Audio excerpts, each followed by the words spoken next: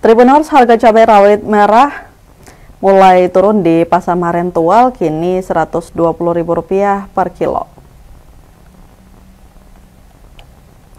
Harga bumbu dapur di Pasar Maren, Kota Tua, Provinsi Maluku terpantau mengalami penurunan harga pada Minggu 8 Juni 2025.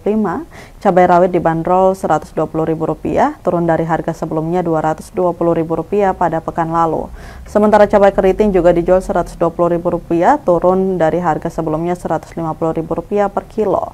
Untuk tomat dipatok Rp35.000 per kilo, sementara bawang merah dan bawang putih kompak di angka Rp50.000 per kilo. Kentan dijual Rp30.000, wortel Rp40.000, kol Rp30.000, dan buncis Rp50.000. Popi, salah satu pedagang di Pasar Marentual, mengatakan turunnya harga cabai rawit merah ini dikarenakan stok mulai melimpah di pasaran. Menurutnya, harga cabai beberapa waktu lalu tergolong tinggi disebabkan cuaca ekstrim mengakibatkan panen belum maksimal.